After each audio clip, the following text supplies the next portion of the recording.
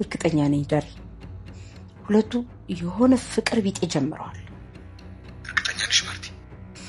100% እርግጠኛ አይደለሁ፣ ግን በቃ የሆነ ፍቅር ውስጥ እንደሆኑ እርግጠኛ ነኝ። ኤቢ ልክ ናት። ችግር የለውም ማርቲ፣ ስመጣ እናወራበታለን።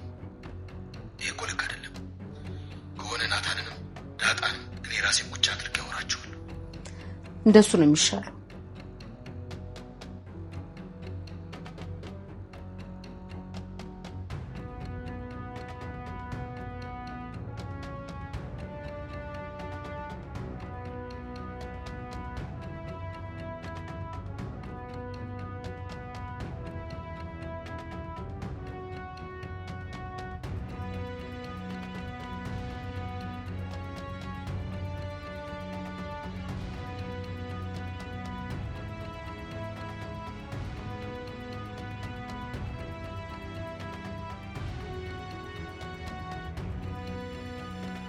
እርግዝናው ጥሩ ነው አይደለም? ብዙም አላመመሽም? እግዚአብሔር ይመስገን ደህና ነኝ። አይ መልካም። በራይድ ከምትሄድ አንተ ወሰዳት ብላኝ እኮ ነው ማርታ። አይቲ ጥሩ ሰው እኮ ናት። አዎ ለዚያ ነው ሰላም። ለጥሩ ሰው ደግሞ በጣም መጠንቀቅ አለብሽ። እሺ ይገባኛል። ልጆቹን አንቺ ነሽ ከኛ በላይ አብረሻቸው የምትይው። እንዴት ናቸው አሁን? ደህና ናቸው። የዋህም ውሃ ናት። አብጌልም ያው ብትነጫነጭም አለች። የእሷ ነገር ማግራ ገብቶኛል። ባህሯ የኔም ቤተሰብ አልመሰላለኝ እኮ። አዎ በጣም ቁጡና ተጠራጣሪ ናት። የኔን ልጅ አባት ራሱ ካላስተዋወቅሽኝ አልለቅሽም ብላኛለች። ምን አገባት እሷ? አላቅምሽ የጠረጠረችው ነገር አለ።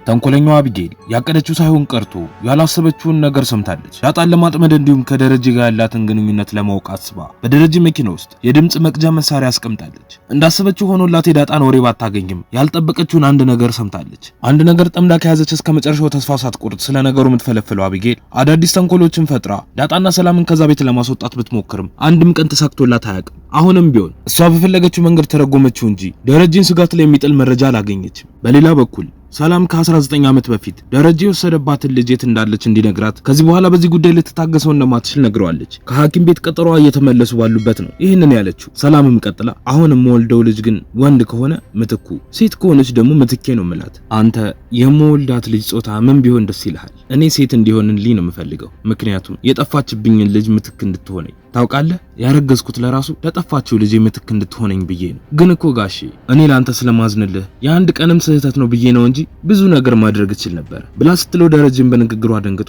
እንዲሁም ግራ ተጋብቶ ምን ማለት ነው ሰላም ብሎ ይጠይቃታል። እሷም ቀጥላ አየህ ልጅ በህይወት መኖሯን እንኳን እያወቅክ እኮ ምንም ነገር አልነገርከኝም፣ ግን ይኸውልህ በእንደዚህ አይነት ሁኔታ ብዙ ርቀት መሄድ አንችልም ብላ ስትለው ደረጀም ቆይ ግን ይሄ ምን ማለት ነው ሰላም ምን ልታደርጊ ነው? እኔ ምንም አልገባኝም ብሎ ሲላት ሰላምም ነገ ልሙት ወይ ደግሞ ዛሬ ልሙት ምንም የማውቀው ነገር የለም፣ በቃ አሁን እኔ የልጄን ነገር ማወቅ ፈልጋለሁ። እናንተ ራሳችሁ ናችሁ ወስዳችሁ የጣላችኋት። ደግሞ ምናልባት ረስተው ከሆነ አላውቅም እንጂ አንድ ቀን ሰርፕራይዝ አድርግሻለሁ ብለኸኝ ነበር። ግን ደግሞ በቃ ጊዜው በጣም እየረዘመ ነው። ስለዚህ የራሴን ውሳኔ ለመወሰን እገደዳለሁ። ልጄን እስካሁን ጠብቂያታለሁ። በህይወት መኖሯንም ካንተ ከተረዳው በኋላ በቃ እሷን ለማግኘት በጣም ጓግቻለሁ ብላ ስትለው ደረጀ ቆይ ግን ምንድነው የምትወስኚው? ምንስ ለማድረግ እያሰብሽ ነው? ቆይ ሰላም ልታስፈራሪኝ እየሞከርሽ ነው እንዴ ብሎ ሲጠይቃት እሷም አዎ በቃ ከዚህ በላይ ልታገስህ አልችልም፣ ጊዜ ሰጣለሁ፣ ግን አሁንም ዝም ብለህ ጠብቂ የምትለኝ ከሆነ ለእትዬ ነው ምነግራት ብላ ታስፈራራዋለች። በዛን ሰዓትም ዳጣና አቢጌል ቤት ውስጥ ሆነው እያወሩ ነበር። አቢጌልም ከደረጀ ጋር ሆነው መቼ ገበያ እንደሚሄዱ ትጠይቃታለች። ዳጣም ምን አስበሽ ነው ብላ ለተንኮል ሊሆን እንደሚችል ጠርጥራ ትጠይቃታለች።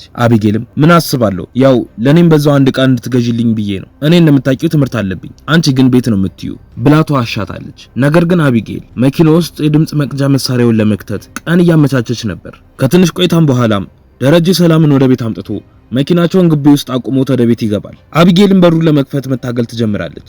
በዛን ሰዓትም ውሃ ስትመጣ አቢጌልን ትመለከታትና ምን እየሰራች እንዳለች ትጠይቃታለች። አቢጌልም ከደረጀ ቁልፍ እንድታመጣላት ውሃን ትልካታለች። ውሃን በታዘዘችው መሰረት ወደ ቤት ስትገባ ደረጀና ማርታ አንድ ላይ ተቀምጠው ስለ ፖርቱጋል ያሳለፈው ጊዜ እየነገራት ነበር።